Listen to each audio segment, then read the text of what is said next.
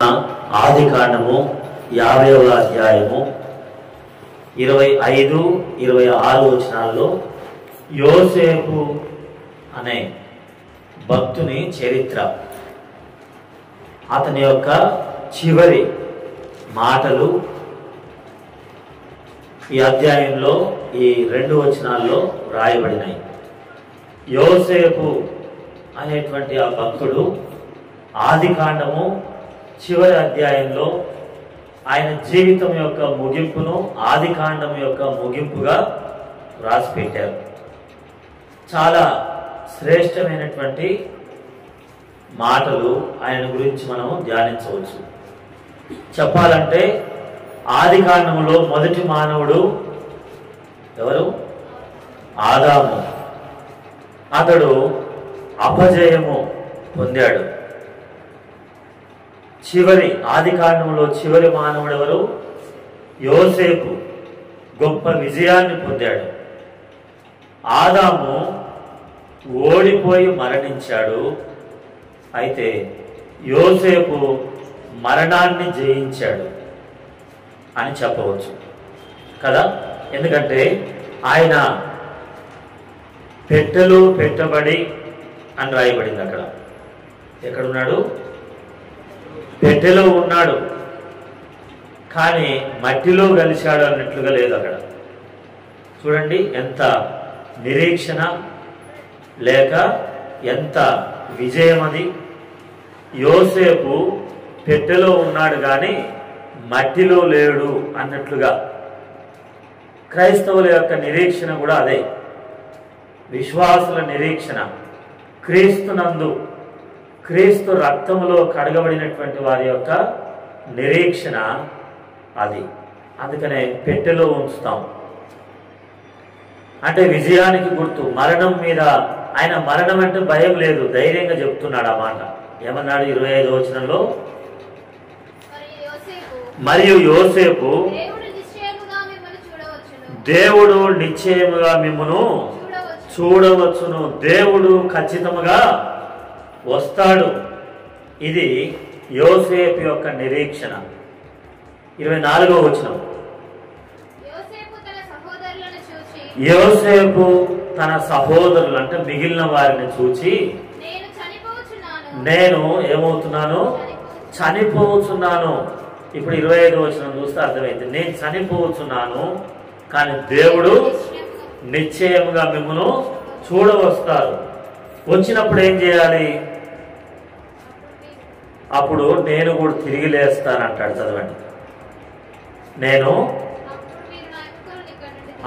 అప్పుడు నా ఎముకలను ఇక్కడ నుండి తీసుకొని పోవాలంటే అర్థం ఏంటి? ఎముకలు తీసుకొని పోబడతాయి కదా. అంటే నా శరీరం ఏమైపోతుంది? ఒకవేళ కుళ్ళిపోతుంది, ఎముకలు మిగులుతాయి.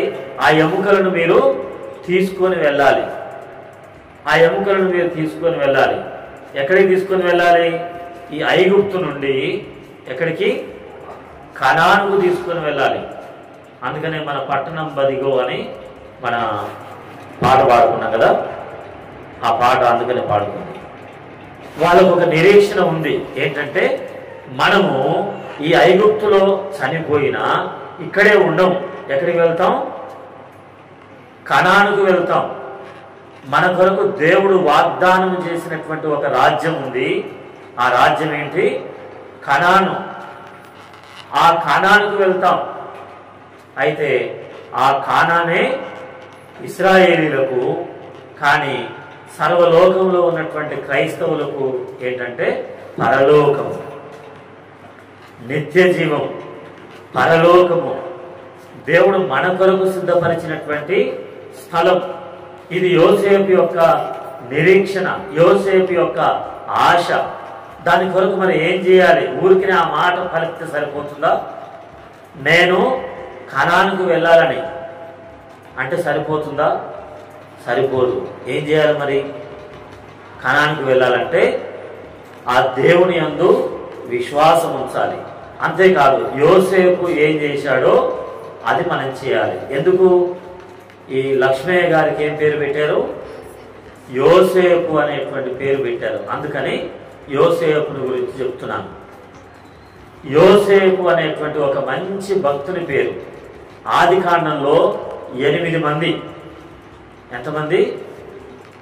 ఆది కాండంలో 8 మంది. అందులో మొదటి వ్యక్తి ఆదాము, తర్వాత హేబేలు, తర్వాత నోవహు, తర్వాత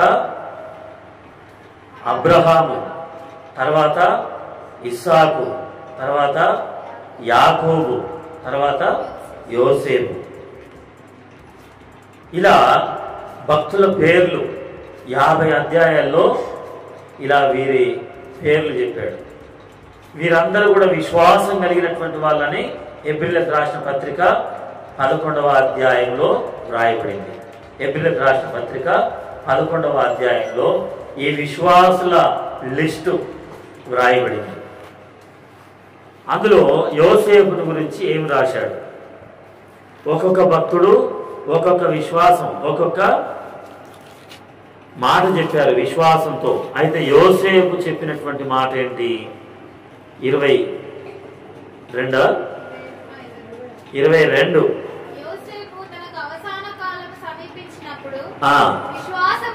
విశ్వాసమును బట్టి ఇశ్రాయేలు కుమారుల ఏం తెలియజేశాడట?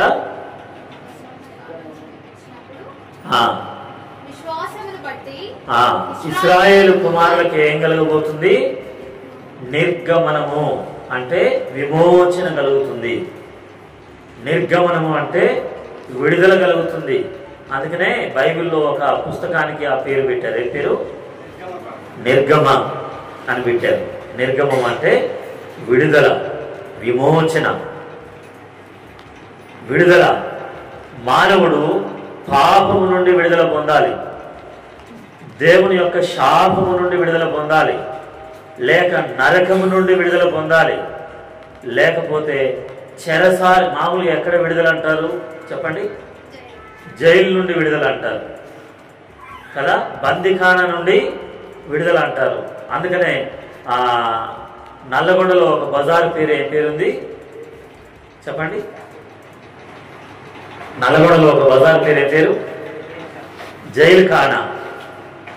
దాని పేరే జైలు ఖానా. అరే అక్కడికి ఎందుకు వెళ్ళినవయ్యా నువ్వు అని అంటావు.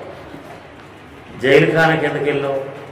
దవాఖానకి వెళ్ళినా పర్వాలేదు కానీ ఈ రోజుల్లో దవాఖాన కూడా జైలు ఖానా లాగా అయిపోతుంది కదా.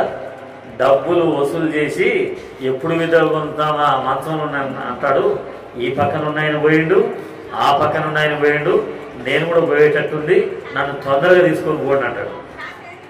అంటారా లేదా? దవాఖానా కూడా ఏమైపోయింది ఇప్పుడు? జైలు ఖానా లాగా అయిపోయింది. అలా అందులో నుండి బయటపడడమే నిర్గమము అని అర్థం. అందుకనే యేసు ప్రభు వారు రూపాంతరం కొండ మీదకి పోయినప్పుడు ఎవరు వచ్చారు ఆయన దగ్గరికి? రూపాంతరం కొండ మీదకి వెళ్ళినప్పుడు ఎవరు వచ్చారు? మోషే, ఏలియా వచ్చాడు. మోషే అంటే ధర్మశాస్త్రానికి గుర్తు, ఏలియా అంటే ప్రవక్తల గుర్తు. మోషే, ఏలియాలు ధర్మశాస్త్రానికి ప్రవక్తల గుర్తు. అందుకనే ధనవంతుడు లాజరు కథలో, లేక ధనవంతుడు లాజరు చరిత్రలో అనాలి, చరిత్రలో ఏమని చెప్పాడు? భూమి మీద ఎవరున్నారు? భూమి మీద ఎవరున్నారు? లూకాసు వార్త 16వ అధ్యాయం చివరి వచనంలో భూమి మీద ఎవరున్నారు? మోషేయు ప్రవక్తలు ఉన్నారు. కాబట్టి మోషే అంటే ధర్మశాస్త్రం, ప్రవక్తలు అంటే మిగతా లేఖనాలు అని ఆ భూస్థాపన రోజు కూడా ఆ మాట చెప్పాను నేను. ఇంకా ఏంటి అర్థం అంటే, యేసు ప్రభువు వారు రూపాంతరం కొండ మీదకి వెళ్ళినప్పుడు మోషే వచ్చాడు, ఇంకెవరు వచ్చారు? ఏలియా వచ్చాడు. మోషే, ఏలియా దేని గుర్తు అనంటే ధర్మశాస్త్రానికి ప్రవక్తల గుర్తు. ఈ ధర్మశాస్త్రం ప్రవక్తలు కూడా ఏం చెప్పారంటే యేసు ప్రభు వారి యొక్క నిర్గమము గురించి చెప్పారు. చదవండి లూకాసు వార్త 9వ అధ్యాయం. లూకాసు వార్త 9.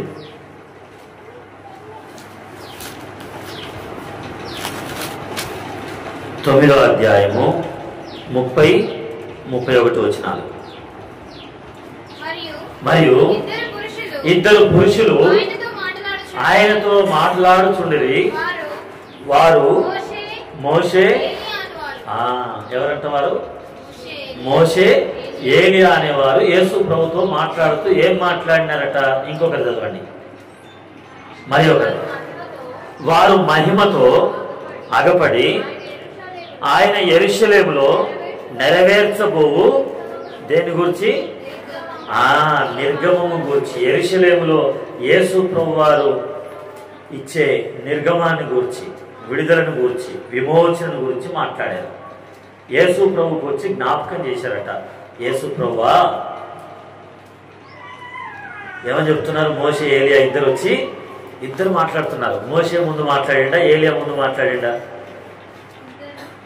ఇద్దరు కలిసి మాట్లాడుతున్నారు. అంటే మోషే అంటే ధర్మశాస్త్రం, ఏలియా అంటే ప్రవక్తలు. కాబట్టి మోషే అంటే ధర్మశాస్త్రంలో చెప్పిన మాట ప్రకారం, ప్రవక్తలు చెప్పిన మాటల ప్రకారంగా యెరూషలేములో ఏమి ఇవ్వబోతున్నాడు యేసు ప్రభువు వారు? నిర్గమము అంటే విడుదల ఇవ్వబోతున్నాడు. పాపికి ప్రాయశ్చిత్తం చేయబోతున్నాడు. పాపికి పాపము నుండి విడుదల ఇవ్వబోతున్నాడు. పాపికి శాపము నుండి విడుదల ఇవ్వబోతున్నాడు. దురలవాట్ల నుండి, దుష్ట స్నేహాల నుండి, లేకపోతే భయంకరమైనటువంటి పీడ కళల నుండి, చేతబడుల నుండి, దయ్యముల శక్తుల నుండి, మాంత్రిక శక్తుల నుండి, లేకపోతే రకరకాలైనటువంటి ఆ కార్యాల నుండి విడుదల ఇవ్వబోతున్నాడు. నిర్గమం ఇవ్వబోతున్నాడు. ఎలా? సిలువలో రక్తాన్ని చిందించడం ద్వారా. సిలువలో రక్తాన్ని చిందించాడు, సిలువలో మరణించాడు, గాయాలు పొందాడు, కొరడాలతో కొట్టబడి. ఇదంతా కూడా మోషే, ఏలియాలు చెప్తున్నారంట. అంటే ధర్మశాస్త్రము, ప్రవక్తలు అందరూ అదే చెప్తున్నారు. ధర్మశాస్త్రంలో రాయబడింది కదా ఏమని? ద్వితీయోపదేశకాండము 18వ అధ్యాయము 18వ వచనంలో రాయబడింది. ఏమనంటే నాలాంటి ఒక ప్రవక్త మీలో వస్తాడు అని ఉందా? వారి సహోదరుల్లో నుండి నీ వంటి ప్రవక్త అంటే ఎవరి వంటి? మోషే వంటి ప్రవక్త. మోషే ఇశ్రాయేలీయులకు ధర్మశాస్త్రం ఇచ్చాడు.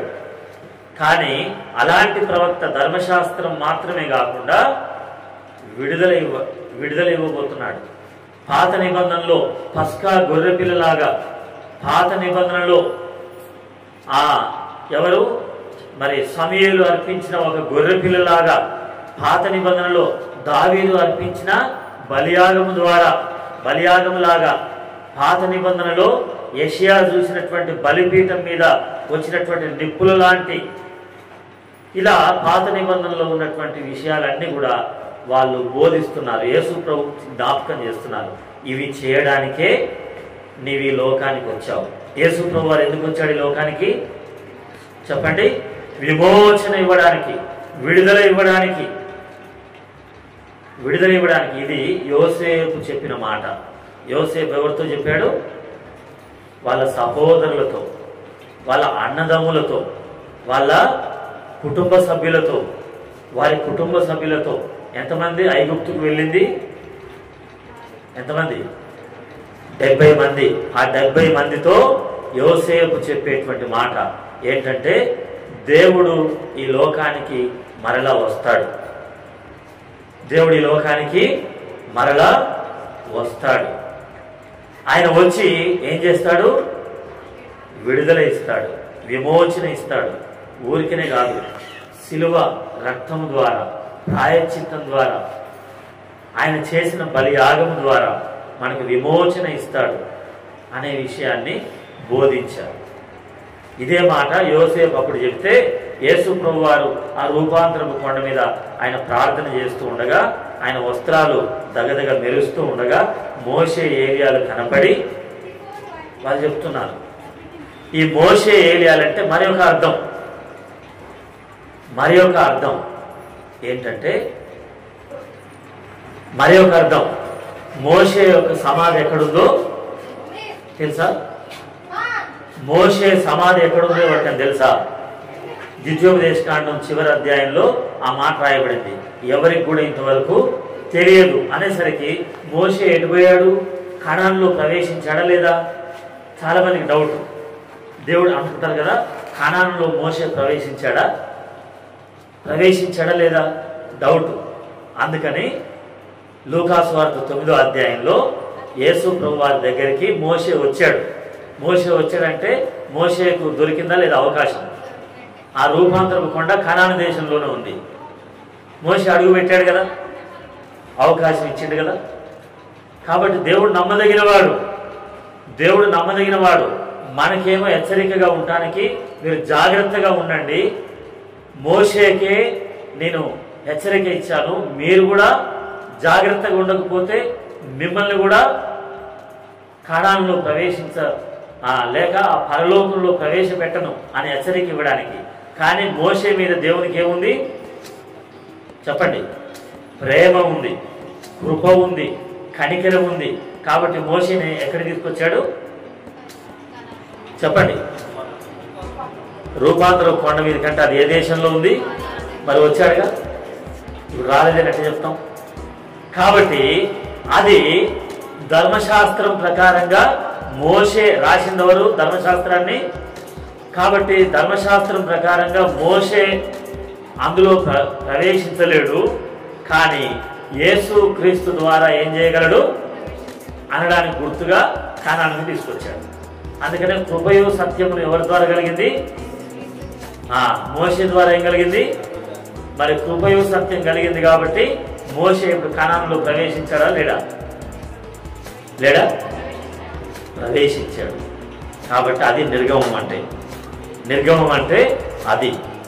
కాబట్టి ఎవరైతే నేను పరలోకానికి పోతనా పోనా అని నీ మీద నీకే డౌట్ లేకుండా, కొంతమందికి డౌట్ మోషే పోయిందా లేదా అని డౌట్ నీకు రాకుండా లేదు. యేసు క్రీస్తు ద్వారా పాత నిబంధనలో ఉన్నటువంటి భక్తులు ఎక్కడికి చేరుతారు చెప్పండి?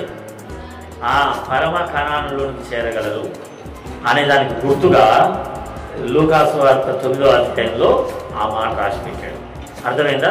తర్వాత ఏలియా కూడా ఏమైందంటే ఆయన శవం ఎక్కడ దొరకలేదు, వెతకడానికి పోయారట కదా. రాజుల మొదటి గ్రంథంలో ఆ 2వ గ్రంథంలో 2వ అధ్యాయంలో మోషే ఎవరు ఏలియా వెళ్ళిపోతే ఏలియా శవాన్ని వెతకడానికి వెళ్ళారు. ఇప్పుడు ఒకవేళ ఈ లక్ష్మయ్య గారి శవాన్ని వెతకాలంటే ఎక్కడ దొరుకుతుంది? ఎక్కడ? దోసపాడ ఏమంటారు? జమునా నగరు చెరువు ఒడ్డున మనం వెళ్ళి తవ్వి చూస్తే దొరుకుతుంది. మరి ఏలియా శవం దొరుకుతుందాన్ని వెతికినట్ట వాళ్ళు. మోషే శవాన్ని వెతికారు. ఎక్కడ? ద్వితీయోపదేశకాండం 34వ అధ్యాయంలో దొరకలేదు. అదే నమ్మకం లేదు వాళ్ళకు. మోషే పోయిందా పోలేదా అనడానికి వాళ్ళు చూపించాడు. ధర్మశాస్త్రం ద్వారా ఎవరు వెళ్ళరు, యేసు క్రీస్తు ద్వారా పరలోకానికి వెళ్తారు అని ఒక నమ్మకాన్ని ఇవ్వడానికి రూపాంతరం కొండ మీద మోషేను ఏలియాను పిలిపించుకున్నాడు కదా. మామూలుగా ధనవంతుడు ఎవరిని పంపించమని అడిగాడు? అబ్రాహామును. లాజరును పంపించమంటే పంపించాడా? పంపించలే కదా. కానీ 4 రోజులు సమాధిలో ఉన్నటువంటి ఎవరిని పిలిచాడు బయటికి? మరి పంపించలేదంట. ఆ లాజరు రాకపోయినా ఈ లాజరు వచ్చాడా? లాజరు బయటికి రా అనగా ఏమయ్యాడు? ప్రేత వస్త్రాలతో బయటకు వచ్చాడు. నువ్వు ఆ లాజరును పంపమన్నావు కానీ నేను ఈ లాజరును పంపిస్తున్న భూమి మీదకి. బతికిండా లేదా లాజరు? బ్రతికి యేసు ప్రభుతో కూడా భోజన పంక్తిలో కూర్చొని యేసు ప్రభు దగ్గర కూర్చొని ఉన్నాడా? యోహాను సువార్త 12వ అధ్యాయంలో ఉన్నాడా లేదా? ఆ మాట ఉందా? ఎందుకంటే ధనవంతుడు అడిగాడు లాజరును పంపించమని, అక్కడనేమో పంపించనన్నాడు. కానీ 12వ అధ్యాయంలో ఏం చేశాడు చెప్పండి? లూకాసు వార్తలనేమో లాజరును పంపలేదు, నువ్వు అడిగిన ప్రకారంగా నేను లాజరుని పంపిస్తున్నా అని ఇంకొక లాజరును పంపించాడు భూమి మీదకి. పంపిస్తే ఏం చేశారు తెలుసా? ఈ లాజరును కూడా చంపాలనుకున్నారు. ఎన్నో వచనం? 14వ వచనమా అన్న? ఎన్నో వచనం? ఎంత చదవండి. 11. అతనిని బట్టి విడిచి యేసునందు విశ్వాసం ఉంచిరి కనుక. కాబట్టి సచ్చినోళ్ళు ఒక లేచి వచ్చి చెప్తే బాగుండు అనుకుంటారు, కానీ సచ్చినోడిని ఏం చేద్దాం అనుకుంటారు? మళ్ళీ నమ్మరు, మళ్ళీ చంపుదాం అనుకుంటారు. ఒకసారి చచ్చిపోయాడు కదా పాపం, మళ్ళీ చంపాలనా? ఒకసారి చచ్చిపోయి లేచి యేసు ప్రభు గురించి సాక్ష్యం చెప్తుంటే మళ్ళీ చంపాలనుకుంటారు. అలా ఈ లోకంలో చాలా మంది పాపం అనేటువంటి స్థితిలో చనిపోయి ఉండి లేక రకరకాలైన దుర్వ్యసనాల వల్ల సచ్చినోడై ఉండి, అందుకని ఏమంటారంటే ఎవరన్నా బాగా తాగుబోతై ఉండి ఇంట్లో చెప్పిన మాట వినకుండా తాగి పడుకొని ఉంటే ఎవరైనా వచ్చి ఉన్నాడా అమ్మా ఉన్నాడా అంటే సచ్చిండు ఉన్నాడు అన్నారు. ఏమంటారు? ఉన్నాడా అంటే ఉన్నాడు అన్నారు. ఏమంటారు? సచ్చిండు. అయ్యా ఇంట్లో లేడనుకో ఏమంటారు? చెప్పండి, మీరే చెప్పండి, నేను కాదు. ఎక్కడ చచ్చిండు, ఏడ చచ్చిండు, సచ్చినోడు అంటున్నా లేదా? అంటారా? అయ్యో పాపం లాజర్ ఎన్నిసార్లు అన్నాడు అట్లా అంటే లాజర్ నిజంగా చచ్చిపోయాడు. ఈ సచ్చినోడు అంటా ఉంటే ఏమైంది? లాజరు చనిపోతే 4 రోజుల తర్వాత ఏం చేశాడు చెప్పండి? బ్రతికించాడు. బ్రతికిస్తే మళ్ళీ ఏం చేద్దాం అనుకుంటున్నారు? ఇంతకు ముందేమో సచ్చినోడు అన్నారు, ఇప్పుడు బ్రతికినోడు ఏం చేద్దాం అనుకుంటున్నారు? యేసయ్య ఏం చేస్తాడు? బ్రతికిస్తాడు. లోకం ఏం చేస్తుంది? చంపుతుంది. ఆ చావు నుండి విడిపించడమే నిర్గమం. ఈ పాపం అనేటువంటి చావు, లేక దుర్వ్యసనాలు అనేటువంటి చావు, రోగాలు అనేటువంటి చావు, లేకపోతే అపజయాలు అనేటువంటి చావు, వీటి నుండి తిరిగి లేపడమే నిర్గమం. లేపాడు. ఇంతకుముందు ఎక్కడుండేవాడు కానీ ఇప్పుడు ఎక్కడ కూర్చున్నాడు? వచ్చి లాజరు యేసు ప్రభుతో కూడా భోజన పంక్తిలో కూర్చున్నాడు. ఎక్కడున్నాడు ఈయన ఇప్పుడు చెప్పండి? ఇంతకుముందు యేసు ప్రభు వస్తే ఉండేవాడు కాదు, అలా బ్రతికించాడు. కాబట్టి అది గుర్తు. ఇంకా అర్థం ఏంటంటే మోషే ఏలియాలు అంటే, మోషే అంటేనేమో చనిపోయినటువంటి విశ్వాసుల గుర్తు, ఏలియా అంటే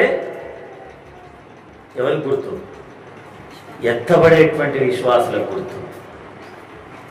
యేసు ప్రభు వచ్చినప్పుడు ఏమైతాం మనం చెప్పండి?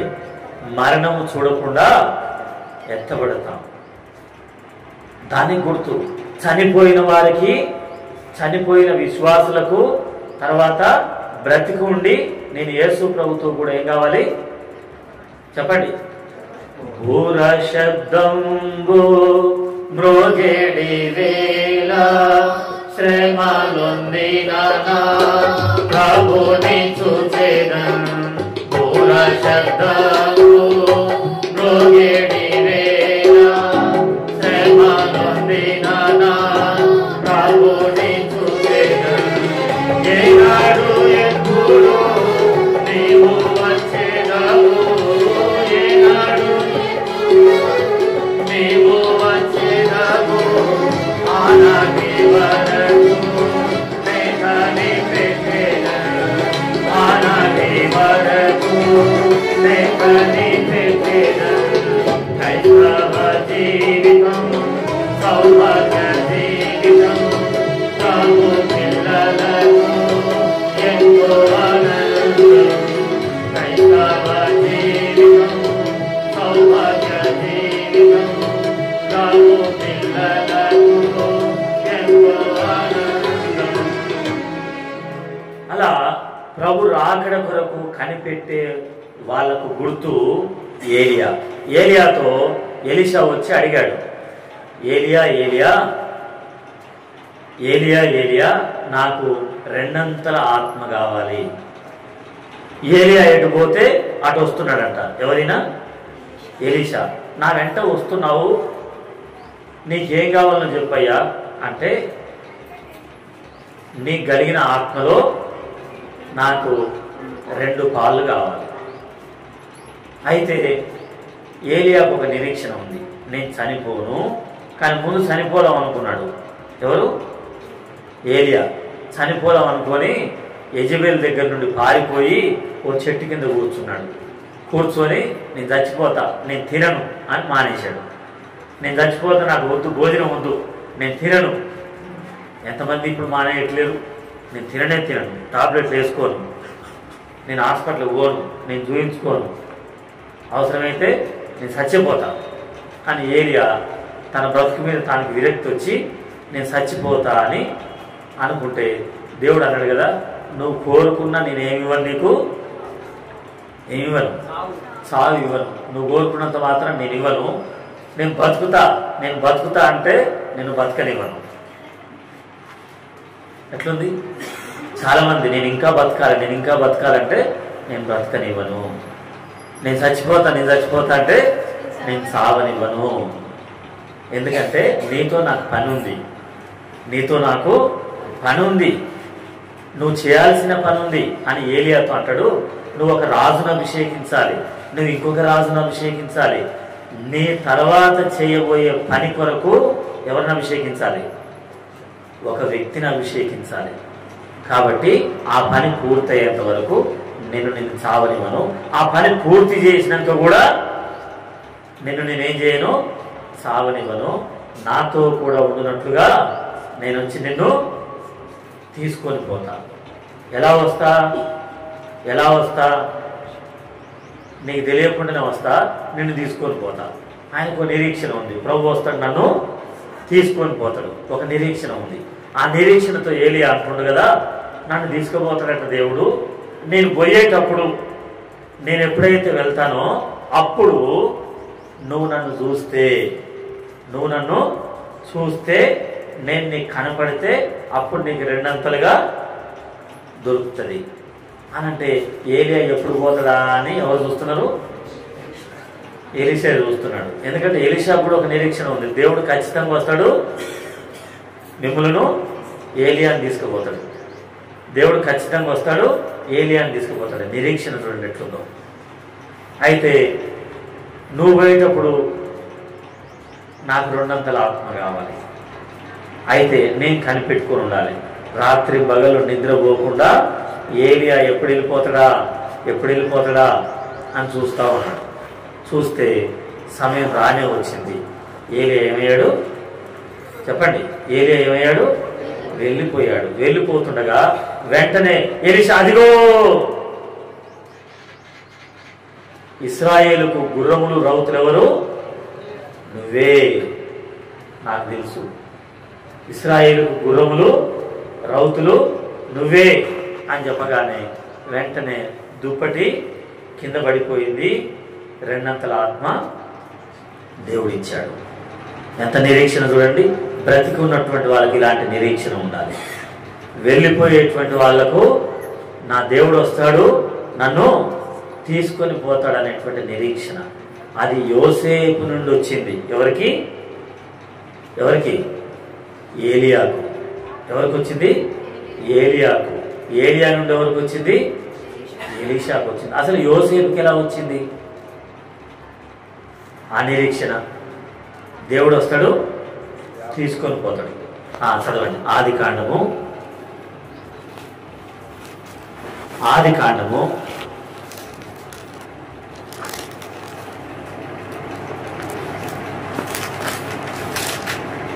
48వ అధ్యాయం 20-21. ఆ దినమందు అతడు వారిని దీవించి, యాకోబు వాళ్ళని దీవించి ఇట్లా అంటున్నాడు, ఎఫ్రాయిము వలెను మనష్షే వలెను దేవుడు నిన్ను చేయునుగాక అనెను. ఇంకొకటి చదవండి. అలాగూ అతడు ముందు ఉంచెను. మరియు ఇశ్రాయేలు, ఇదిగో ఏమవుతున్నాను నేను నేను చనిపోతున్నాను, ఆయనను దేవుడు మీకు తోడై ఉంది. ఎవరు చెప్పారు ఈ మాట? చెప్పండి. యాకోబు చెప్పాడు. యాకోబు ద్వారా యోసేపుకు నిరీక్షణ వచ్చింది. ఎలా వచ్చిందంటే ఎవరి ముందు చెప్తున్నాడు ఆ మాటలు? ఎఫ్రాయిము మనష్షేల ముందు చెప్తున్నాడు. ఎఫ్రాయిము మనష్షేలు. ఎఫ్రాయిం మనష్షేలను తీసుకొచ్చి యాకోబు కాళ్ళ దగ్గర పెట్టి దీవించయ్యా అన్నాడు కదా ఈ అధ్యాయంలోనే. దీవించమంటే దీవించాడు. దీవించి ఈ మాట చెప్పాడు, దేవుడు వస్తాడు, మిమ్మల్ని ఏం చేస్తాడు? ఆ దేశానికి తీసుకొని పోతాడు. నేను కాదు మిమ్మల్ని తీసుకొని పోయేది, యాకోబు కాదు, ఎవరు? దేవుడు వస్తాడు, మిమ్మల్ని తీసుకొని పోతాడు. అది యోసేపు మనసులో పడ్డది. యోసేపుకు ఒక నిరీక్షణ వచ్చింది, దేవుడు వస్తాడు, తీసుకొని పోతాడు. ఎదురు చూసి దేవుడు రాలేదు. ఈలోపు ఆయనకి ఏమైంది? అవసాన కాలం దగ్గర పడింది, నేను వెళ్ళిపోయేటట్టుంది. నేనైతే ఎదురు చూశాను, కానీ దేవుడు ఇప్పుడు రాలేదు, కానీ ఖచ్చితంగా వస్తాడు అని వాళ్ళ పిల్లలకు చెప్తున్నాడు, లేక వాళ్ళ సహోదరులకు చెప్తున్నాడు. యాకోబు నాకు చెప్పాడు. మరి యాకోబుకి ఎవరు చెప్పారు? అట్లా వెనక్కి వెళ్తే అందుకనే ఆత్మ నియమం ద్వారా సాగిపోదు అని భక్తులందరి గురించి పాడుతుంది. ఒకరి ద్వారా ఒకరు తెలుసుకున్నారు. యాకోబుకి ఎవరు చెప్పారు? ఇస్సాకు చెప్పాడు. ఇస్సాకు ఎవరు చెప్పారు? అబ్రహాము చెప్పాడు అని ఆదికాండం 18వ అధ్యాయంలో ఉంది. ఆదికాండం 18వ అధ్యాయంలో అబ్రహాము వాళ్ళకు నేర్పిస్తాడు అని ఉంది. అలా ఒకరి ద్వారా ఒకరు తెలుసుకున్నారు. దేవుడు వస్తాడు, దేవుడు ఖచ్చితంగా వస్తాడు. ఆయన వచ్చినప్పుడు ఏం చేస్తాడు? మనల్ని ఇక్కడి నుండి తీసుకొని వెళ్తాడు అనే నిరీక్షణ వచ్చింది. అందుకని వాళ్ళు మాట్లాడిన మాటలన్నీ విని యోసేపు తన జీవితాన్ని పవిత్రంగా కాపాడుకున్నాడు. యోసేపు చాలా జాగ్రత్తగా కాపాడుకున్నాడు. ఆదికాండం 39వ అధ్యాయం అనగానే వెంటనే యోసేపు యొక్క పవిత్రమైన జీవితం జ్ఞాపకం వస్తుంది. ఎలా తనకు ఆ పవిత్రమైనటువంటి జీవితం వచ్చింది అని అంటే, ఎలా వచ్చింది అది తెలుసా? ఎలా వచ్చింది? యోసేపుకి అంత రోషం ఎలా వచ్చింది? ఒకరు పాపాన్ని ప్రేరేపిస్తున్నా నేను పాపం చేయను. ఎలా వచ్చిందంటే, దేవుడు ఇది దేవునికి విరోధం అని ఎలా వచ్చిందో 37వ అధ్యాయం చూడండి, మీకు తెలుస్తుంది. 37 ఆదికాండము 37వ అధ్యాయం.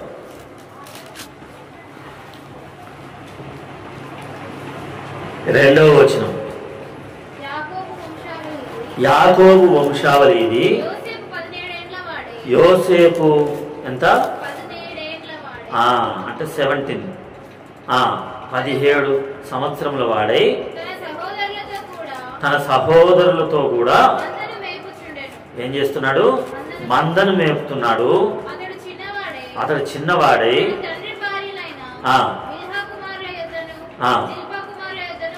ఉండెను.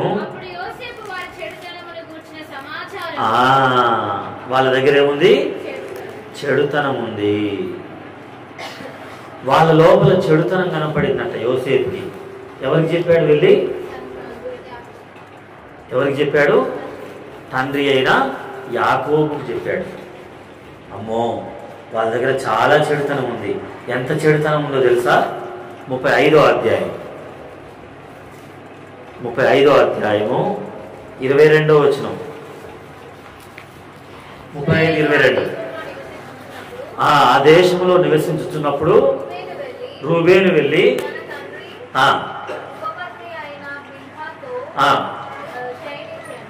చూడండి, దీన్ని వివరించిన అవసరం లేదు కదా. రూబేను వెళ్ళి చేసినటువంటి పని అప్పుడే యోసేపు గమనించాడు. దానివల్ల ఇశ్రాయేలుకి ఏమైంది? చాలా బాధ కలిగింది. అంతకుముందే 34వ అధ్యాయము మొదటి 2 వచనాలు, అది నేను చెప్పనవసరం లేదు కదా, చూస్తే అర్థమవుతుంది కదా. అప్పటికే వాళ్ళ కుటుంబంలో వచ్చినటువంటి పాపం ఎలాంటిది, దాన్ని బట్టి లేవి షిమ్యోనులు ఏమయ్యారు?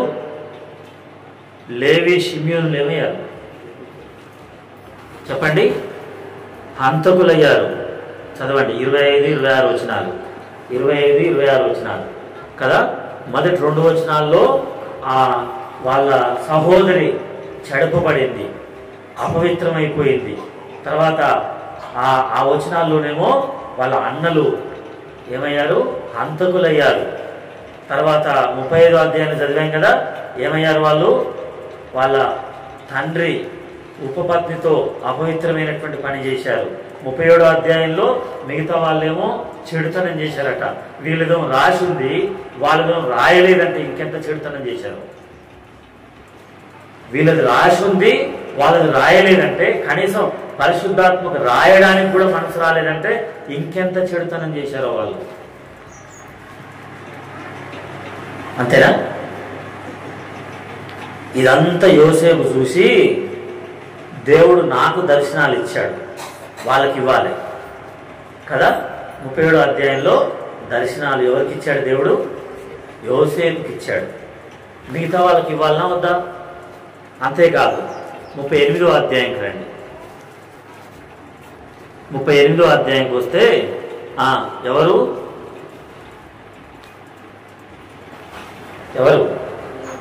యూదా. తెలుసు కదా ఏం చేశాడో. యూదా తన సహోదరులను విడిచి వెళ్ళి ఒక స్త్రీని వివాహం చేసుకొని ఆమె చనిపోతే కదా, ఎంత భయంకరమో ఆ అధ్యాయంలో. వాళ్ళ కుమారుడు ఏం చేశాడు, ఎలాంటి అధ్యాయం ఇది.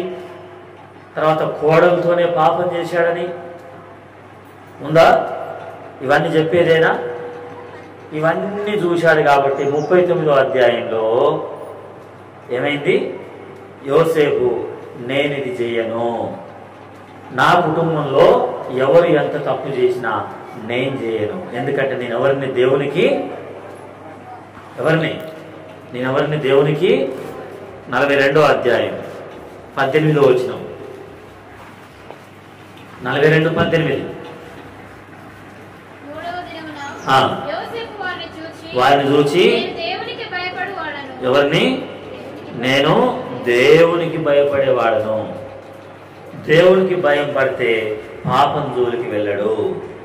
నువ్వు ఇంకా తాగుతున్నావంటే, నువ్వు ఇంకా అబద్ధాలు ఆడుతున్నావంటే, నువ్వు ఇంకా అక్రమమైనటువంటి పనులు చేస్తున్నావంటే, నీవింకా తల్లిదండ్రులను మోసం చేస్తున్నావంటే, నీవింకా నీ వ్యక్తిగతమైనటువంటి నీ యొక్క ఆత్మీయతను, పరిశుద్ధతను కాపాడుకోలేకపోతున్నావంటే దేవుని భయం నీలో లేదని అర్థం.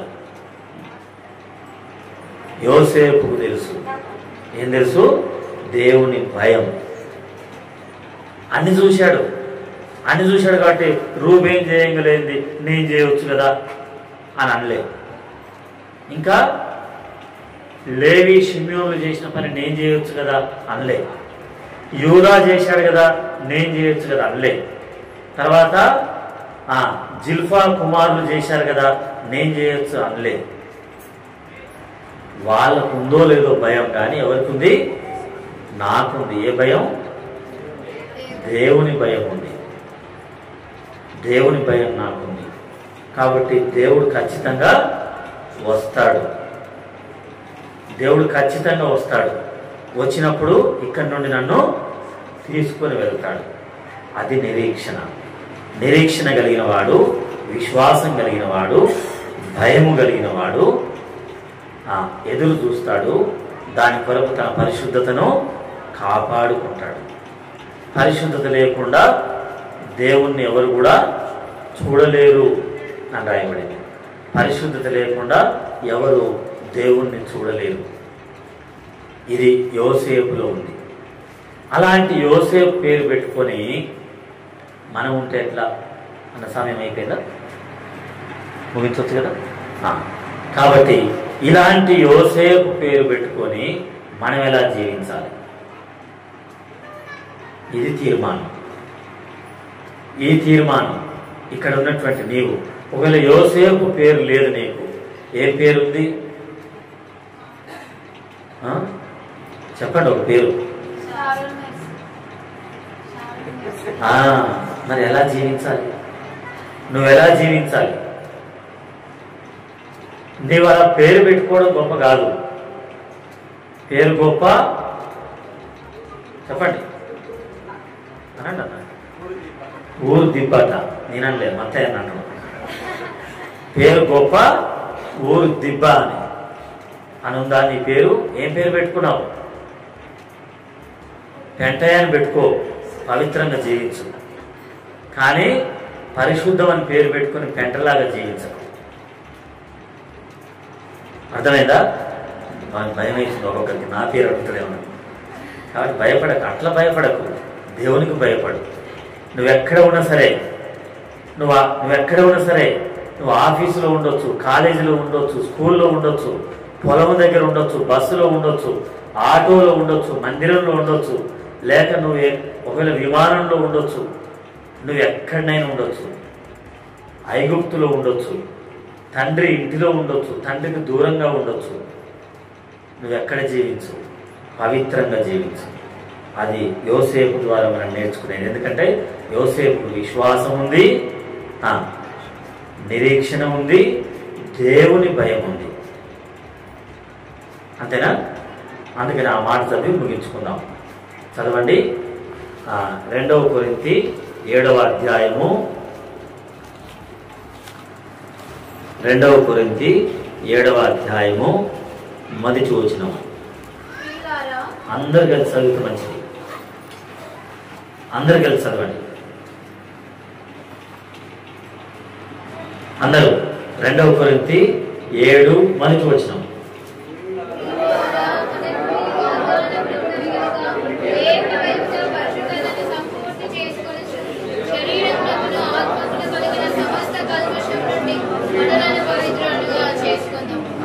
ఎలా వస్తుంది ఆ పవిత్రత అంటే యేసు క్రీస్తు రక్తము ద్వారానే వస్తుంది, యేసు క్రీస్తు యొక్క ఆత్మ ద్వారానే వస్తుంది, దేవుని యొక్క వాక్యం ద్వారా వస్తుంది. నీవు అపోస్తలుల కార్యములు 15:9 చూస్తే నీ హృదయంలో ఇలాంటి విశ్వాసం కలిగి ఉంటే వస్తుంది. కాబట్టి భయముతో పరిశుద్ధతను సంపూర్తి చేసుకున్న వాళ్ళలో యోసేపు ఒకడు. అలా నీవు కూడా కలిగి ఉండాలని ఆశ. నువ్వు ఎవరివన్నా కావచ్చు, నీ పేరు ఏదన్నా కావచ్చు, నువ్వు ఏ ఉద్యోగం అనే చేస్తుండొచ్చు, ఏ పని అనే చేస్తుండొచ్చు, ఏ స్థితిలో నువ్వైనా ఉండొచ్చు, అనారోగ్యంతో ఉన్నా పర్వాలేదు, అప్పులల్లో ఉన్నా పర్వాలేదు, లేకపోతే నింద అవమానంలో ఉన్నా పర్వాలేదు, దుఃఖంలో చింతలో ఉన్నా పర్వాలేదు, అంగవైకల్యంలో ఉన్నా పర్వాలేదు, నువ్వు ఏ స్థితిలో ఉన్నావో, ఒకవేళ విధవరాలుగా ఉన్నా పర్వాలేదు, తల్లిదండ్రులు లేనటువంటి అనాథగా ఉన్నా పర్వాలేదు, కానీ యేసు క్రీస్తు రక్తములో కడగబడి విశ్వాసంతో నీ హృదయాన్ని పవిత్రంగా పరిశుద్ధంగా కాపాడుకోవడానికి దేవుని భయంతో జీవించు. అలా జీవించినట్లుగా దేవుడు మనకు సహాయపడుగాక.